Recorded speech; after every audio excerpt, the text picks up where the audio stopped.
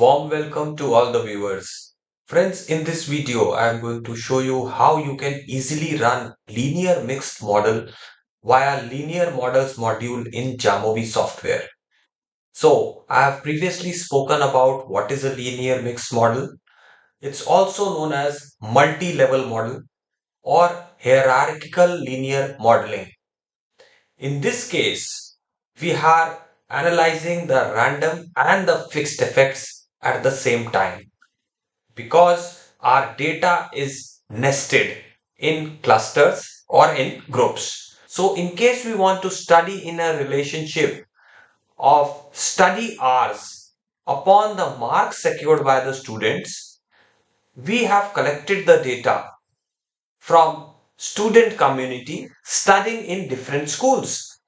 In that case, if we included 30 students from 20 different schools, then each school will have its own regression equation to depict the trend of marks existing in that school. So, a problem arises here that individual students nested within a same school, their marks would be correlated and they would be different from other schools' marks. The regression line would be different. The intercept and the slope would be different. So in this case, we fail to assume that there is independence of observations at the student's level. So when independence of observations assumption fails, which is very much required in regression analysis, we have a remedy which is known as linear mixed model, which accounts for this discrepancy, this non-independence of data, as the students nested in a particular school are related to each other due to the secondary effects, the second level, which is school, maybe the school's teaching pedagogy, the teacher's experience in that particular school. School stresses upon special exercises or assignments given to the students in order to enhance their learning so they secure better marks in the test. So that is the idea behind running a linear mixed model. Now let us go to Jamovi and check it out how it is actually done with a fictitious data which I have. The school ID depicts the number of schools which I have taken. Say I have taken 20 schools in this data. So school 1 is depicted by ID 1. School 2 is depicted by ID 2. And from each school I have taken in 30 students. You can see over here. So you can see that till 30, this is grouped under school ID 1. So similarly, we have up till 600, we have 20 schools from which we have taken the marks of the students. So this is our first level, that is students level. So study hours and the effect upon their marks. This is the marks. So in simple linear regression, we assess the effect of study hours on marks. But in this case, the school ID, which tells us that students are not unanimous, they are belonging to different schools. So belongingness to different schools might affect their regression equation and might affect the prediction of marks which we get from that regression equation because of different random intercept and random slope which they exhibit, which is different from the fixed intercept and fixed slope of the population of entire students, right? The second level over here is school type. So we have the school which is the at the second level as we are doing multi-level modeling. So in this case, we have two types of schools. One denotes private schools and two denotes government schools. So you see over here, one denotes private schools and two denotes government schools, right? Then we are saying that Apart from the effect of study hours on the marks, if we are considering the effect of different schools, we included 20 schools, then the factors at the second level which affect this relationship between study hours and marks of the students, those factors are type of school, which is a categorical variable, and experience of teachers, the average experience of teachers in that school which are teaching a particular class student. So you see here the teacher experience of 8 years, that is the average teacher experience, remains constant for all the students who are studying in school ID, which is denoted 1. So that's the school which we have given a ID of 1. Similarly, you see teacher experience in second included school is 15 years. So that remains same for all the students. So this is a continuous variable. This can be taken to be as a covariate, and this school type will be taken as a factor as it is a categorical variable. These are second level variables which affect the relationship between study hours and marks secured by the student. Now let us start. I already have this module linear models. If you don't have this module, go to the modules button, go to Jamovi library, and here you can find by typing over here linear models. So you see here I've already installed this GAM LJ3, that is general analysis for linear models. It is already installed. You can install it from here. Now we'll go to linear models and we'll go in for linear mixed model because we have two levels of data, student level and school level. So before we go into this linear mixed model option, we will have to scale our data accordingly. We have to give the right type of scaling to our data points. So we have to give the right kind of scale, that is measurement type, to all our included variables. Study hours, which is a continuous variable, I can double click it and change it from here, make it continuous. School ID is nominal, that's okay. Teacher experience is again continuous in nature. School type is nominal in nature, and marks secured by the student is continuous in nature. So now I'm ready to do the analysis. This is an important step. Otherwise, your results would not be generated. If you don't have scaled, if you haven't scaled the variables in their right scaling, as per their right scaling. Now I go to linear models and go to linear mixed models. We got this interface where we have to enter the dependent variable, the factor, which is basically a categorical predictor, covariates, which are continuous predictors, and cluster variable in our case is school ID.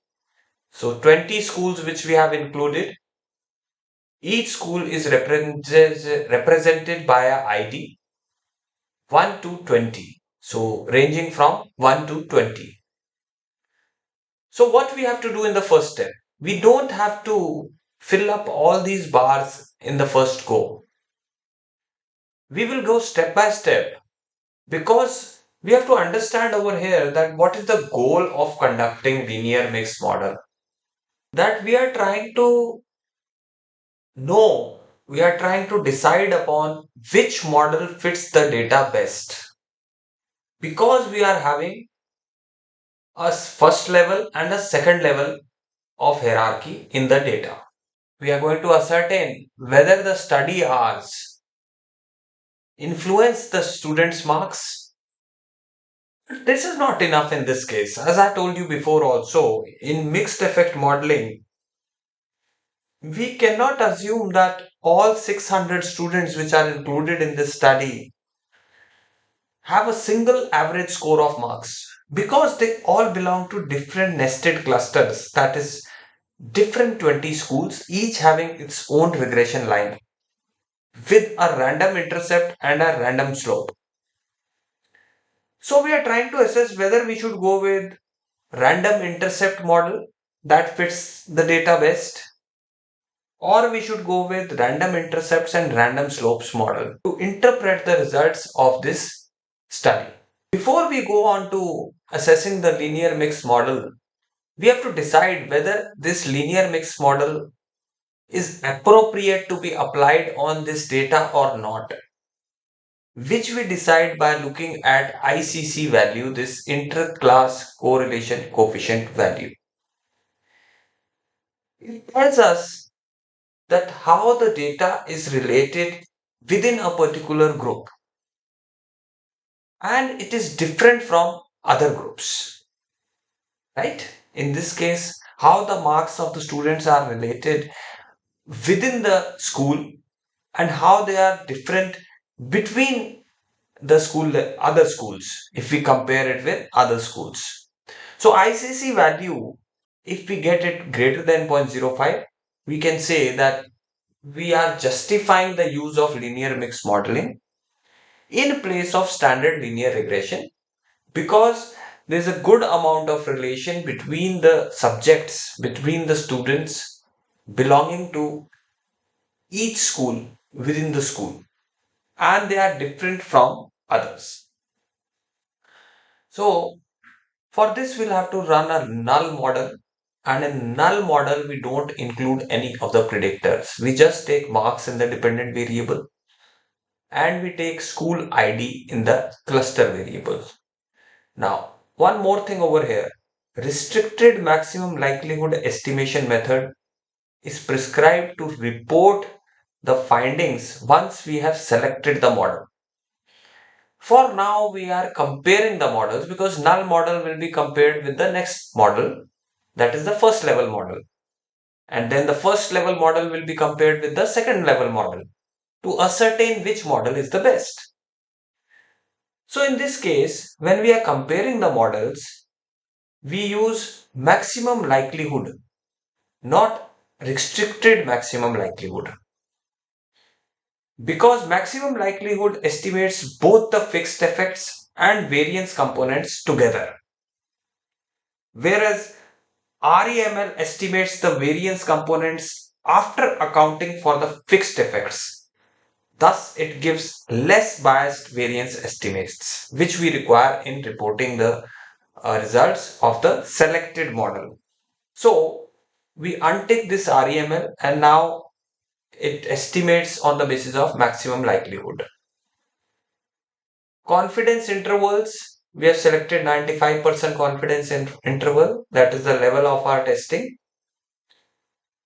And here in model comparison, we can click on more fit indices. This will give us additional indices like AIC, BIC, log likelihood, and LRT, which is likelihood ratio test. We will talk about all of them step by step. We don't have to disturb anything in this fixed effects. Let it be like this. Once you will enter the fixed effect, say a factor or a covariate, it will be automatically populated over here. In random effects, we have to take the intercept into the random coefficient. That means we are telling Jamovi that the average marks of the students vary in different schools. So intercept is basically the point where we see that the value of dependent variable, how much is the value of dependent variable when predictor is at its zero level, right? So if study hours is zero, then what is the marks? That is the average marks secured by students of that school. So that is known as random coefficient. We are randomizing the intercept in this model. Likelihood ratio test for random effects, we have to check on this, and rest is all fine. Then we check on residual structures. This is fine. Factors coding, nothing to do for now. We don't have to check any of these settings for now. Later we can save the predicted or scores and residuals to check on the assumptions of normality by plotting residuals against the predicted value. So each model has to be checked, which can also be done through assumption checks. You see here, we can do the assumption checking, which is almost the same as we do in standard linear regression. We check on normality of residuals, residual plots through QQ, histogram, and residuals predicted. That is what I told you. Then, as per the clusters, if you want to check, we can do that normality testing as well. So, you see, as soon as I enter dependent variable and cluster variables over here, I got the results. First is the model fit. Conditional R square means what amount of variance is explained by the fixed and random effects collectively in students' marks in the dependent variable. So conditional is 0.114, that means 11.4%. We don't have marginal over here. That is just the fixed variance explained by the fixed effects only, because we have not included any fixed effects yet in the model. But here we can see, yes, the random effects explain. This means only the random effects are present, no fixed effects are present for now. Random effects explain 11.4% variance in the dependent variable, that is student marks. Now looking at log likelihood chi-square value, it is 41.238. We don't have fixed effects omnibus test for now, as again there are no predictors in the model. Then we come to parameter estimates, that is fixed coefficients, where we see intercept is 66. So this 66 represents the overall average marks of the students across all schools. So across all schools, the average marks of the students is 66 out of 600 observations. 600 students were involved, right? And it is statistically significant. So the variance of 10.8 tells us that the students vary in their marks across different schools by how many marks? So if we take out the square root of variance, we get standard deviation. So taking out the square root of 10.8, we get 3.28. So there's a difference of 3.28 marks amongst the average marks of the students between different schools. And there's a residual variance of 83.4. That means this variance is not explained by the random intercept. So if we take a square root of this 83.4, we get 9.13, which is standard deviation. Marks are unable to be explained by the random intercept model. Within school variance, which is unexplained by the model. Now looking at random effect likelihood ratio test, we have the AIC value of 4434 for this null model. Likelihood ratio test. In this test, the null hypothesis is that there is no difference between the schools upon the average marks of the students. So if the p-value is less than 0.05, that is a significant p-value, we reject the null hypothesis and we conclude, yes, there is a difference between the schools upon the average marks secured by the students. So by looking at the results of this null model, we conclude that it is justifiable to go with linear mixed model rather than standardized linear regression. Now let us go to the second step, where we introduce the predictor, that is study R's, the first level predictor, study R's, into the covariates as it is a continuous variable. Now let us see what is the effect of the study hours without disturbing the intercept. Intercept still remains. Random intercept is introduced. We are not going to introduce the slope yet. This study hours is the slope. We are not going to put this in random coefficients for now. Just by introducing study hours into covariates, we got the results instantly.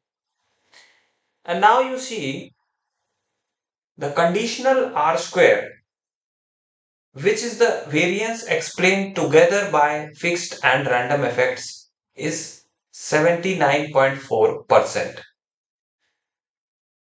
With that only explained by marginal is 68.7%.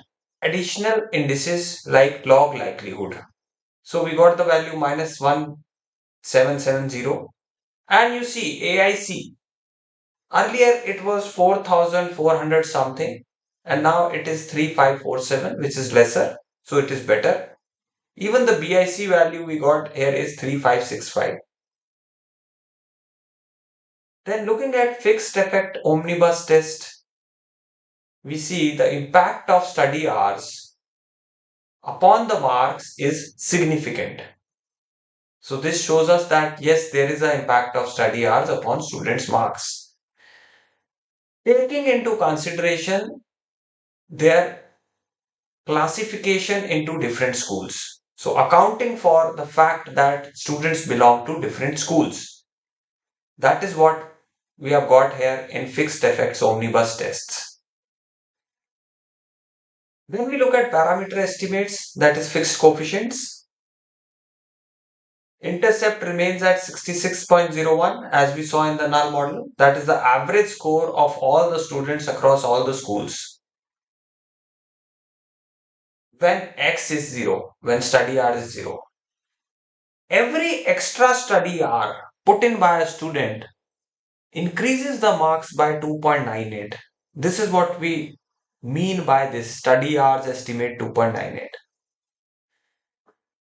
So, it is also statistically significant as no zero is lying in between the confidence intervals. You see 2.84 to 3.11, and even the p value is statistically significant as it is less than 0.05. Then we see the random components, that is randomized intercept, variance being 10.1, that is the difference between the schools is 10.1. Here now we don't have to look at ICC, though it has improved, but we don't have to look at ICC because that was used for uh, justifying the use of linear mixed model, which we have done through the null model.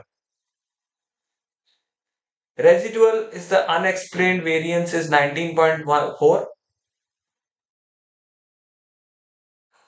and then random effect LRT, we see AIC value has reduced compared to the null model,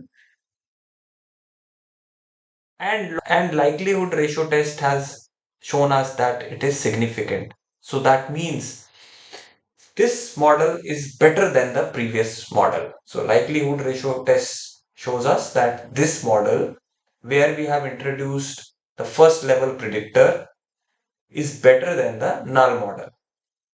Now let us introduce the second level predictors also in the model. School type will go into factor as it is a categorical variable. Two types of schools we have, and teacher experience will go in covariates. So now you see the results. BIC value 3540, BIC 3566. So we have to compare it with the previous model. Fixed effects omnibus tests. Now you see the impact of study hours on the student's marks is significant. But the impact of school type on students' marks is insignificant as the p-value is greater than 0.05. The impact of teacher experience on student marks is significant. So we come to know that in this nested data structure, what we have. The study hours and teacher experience impact the students' marks, but school type does not have any statistically significant effect. Looking at the parameter estimates, the fixed coefficients, we can see the same intercept, which is actually the average score of all the students considered in this data set. Then impact of study hours, as we saw earlier also, increase in 1 unit of study hour, that is 1 hour, leads to increase of 2.972 marks. And this is statistically significant. School type. School type 2, if compared to 1, has a lesser impact. So we see school type 2 is a government school and school type 1 is a private school. So as compared to a private school, we can see here that school type, that government school kids have marks lesser than the private school marks on an average by 0.940. But whether this is significant, no, it is not significant as the p value is greater than 0.05. Experience of the teachers, does it impact the students' marks? Teachers' experience is a second level predictor here.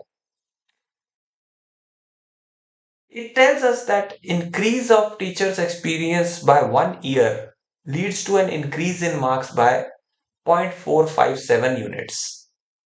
And it is also statistically significant. Now we see the random components. School ID, that is the intercept. So the random intercept, this was fixed intercept, right? For the population. That's why it's not changing as with the model. But random intercept will change as you introduce more predictors. So the variance explained by the random intercept in this case is 5.47 and residual variance is 19.44. So average students marks in different schools differ by 2.34. When we take out the square root of variance, we come to know 2.34. 19.44, that is the residual variance which explains the within school variance in the marks that is not explained by the model. So if we take out square root of this thing, we get 4.41. That is unexplained variance in the marks within the school.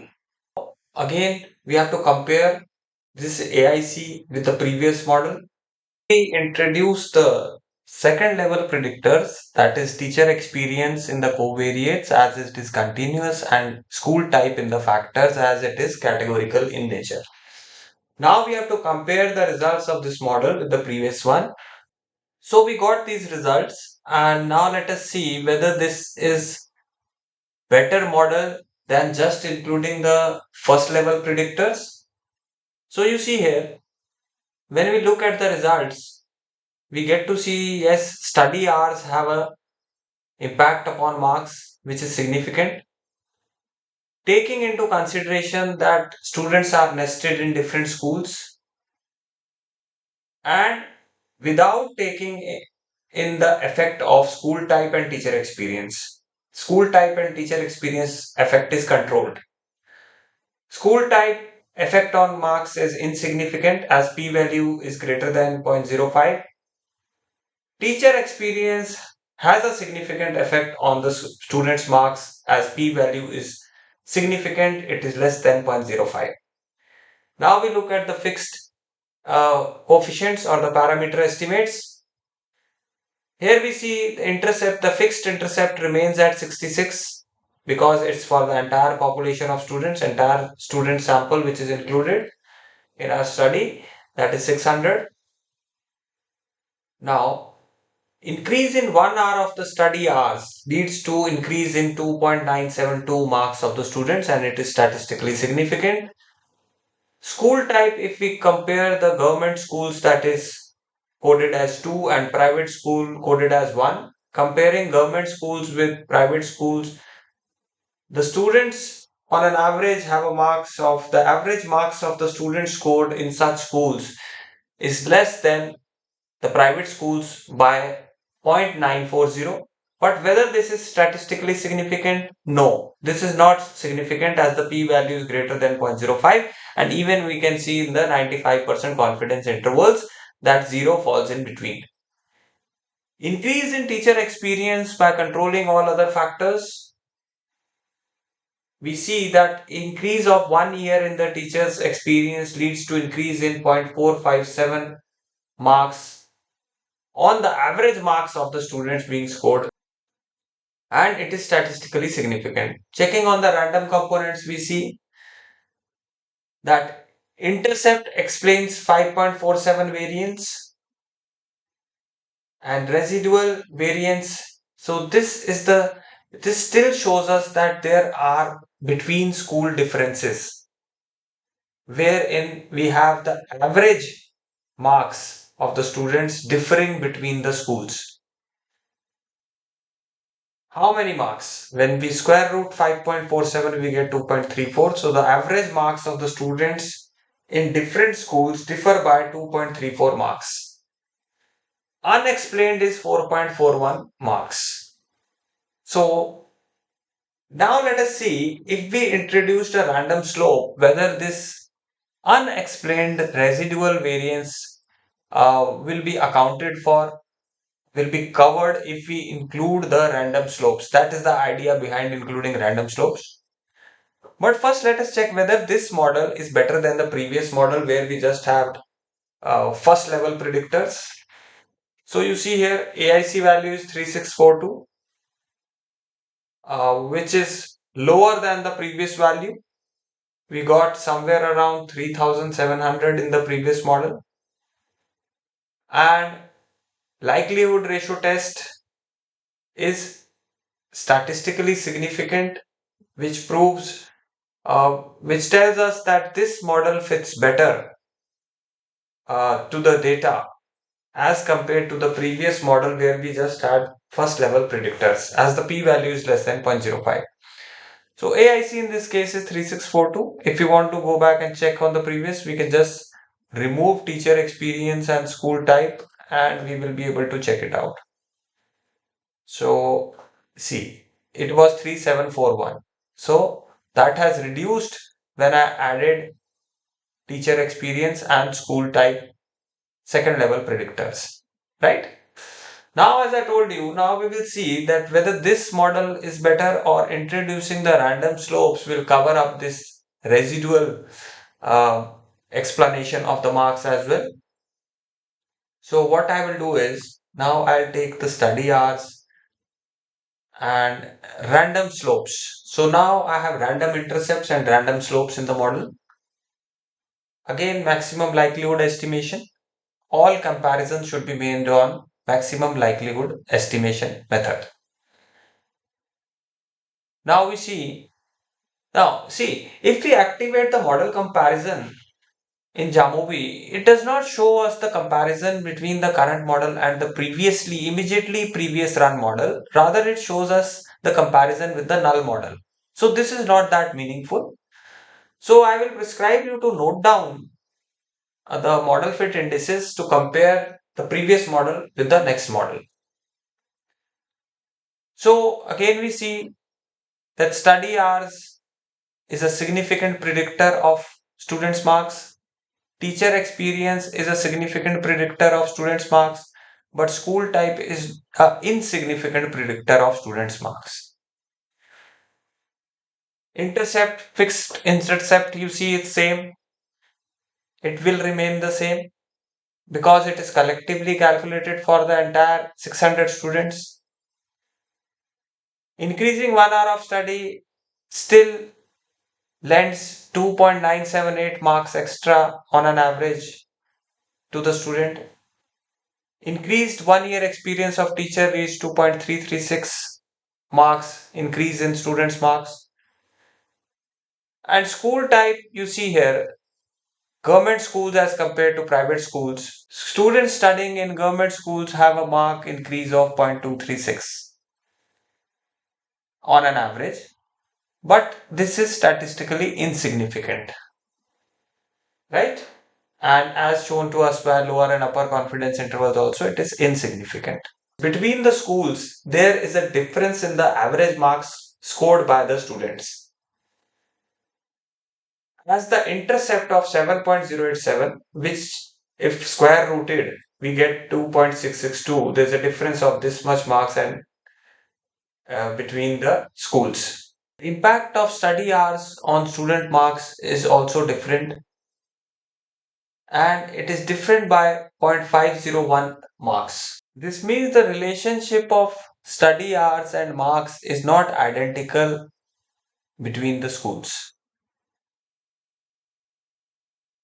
Then we come to random parameters correlation, and you see a correlation of 0.686, which is a little above the mediocre correlation. So we can say yes, school ID, that is, different schools have different effect of the study hours upon the student marks based upon the school level factors. That is what we mean by different schools, because each school would have different teachers, and based upon the school type, private, government, though that was insignificant, but on teachers' experience, we can say there's a difference between the schools on the relationship between study hours and marks secured by the student, and this correlation is quite good. This is a good level of correlation. Now we see whether this model is better than the previous one. This random slope and random intercept model is better. So AIC value is 3540. So what was the earlier value? We have to compare it with that. And likelihood ratio test says that yes, it is significant as it is less than 0.05. So this model is better. If you recall the previous model where we did not randomize the slopes, we did not include this over here. It was 3543. So this is a very less depreciation in the AIC value, which is negligible. And likelihood ratio test shows that it is significant. So this is a better fitting model. Now, how to interpret the results? So for interpreting the results, we need to do one change. Now we have to go with REML estimation for this model because we have selected this model. Had it been the previous model, we'll go back to that previous model, select that model and run REML estimation method. So why REML? Because it estimates the variance components after accounting for the fixed effects. Thus, it gives less biased variance estimates. And what are variance components? These are estimated variances and covariances of the random effects plus the residual variances. So it's better to go with REML, restricted maximum likelihood. And these are the coefficients, the fixed coefficients, the random components, the fixed effect omnibus tests, and random parameter correlation and random effect LRT. This was used for comparison. Now we have to report these results finally for the selected model. So let us see how to report these results. So we report the results in this format. So just have a reading of this and we will understand how to report the final results of linear mixed effect model. With a random intercept and random slope for study hours across schools was fitted as we found it to examine the effects of study hours, teacher experience and school type on students' marks. The fixed effect indicated that study hours significantly predicted student marks. So beta coefficient, that is unstandardized value, and standard error, and t value, and we give the p values significance value also. suggesting that each additional hour of study was associated with an increase of approximately 2.98 marks. Teacher experience also had a significant positive effect on marks, whereas school type was not a significant predictor. The random effects estimates indicated significant variability in both the average achievement across schools. Random intercept variance is equal to 8.157, and the effect of study hours across schools. Random slope variance 0.270 with a positive correlation between the random intercept and slope was 0.646 as we saw in the results. So the residual variance was 17.596, which indicates substantial within school variability. The likelihood ratio test for the random slope was statistically significant, demonstrating that allowing the effect of study hours to vary across schools significantly improved model fit. Right? So, the likelihood ratio test for random slope was statistically significant, as we saw in the results. You see here, right? This is significant. So, we go by this model. And overall, these findings suggest that while study hours and teacher experience positively influence students' academic performance, the strength of the relationship between study hours and marks differs significantly across schools, thus supporting the use of random intercept and random slope model over a random intercept model only. So this is how you report the results of linear mixed model.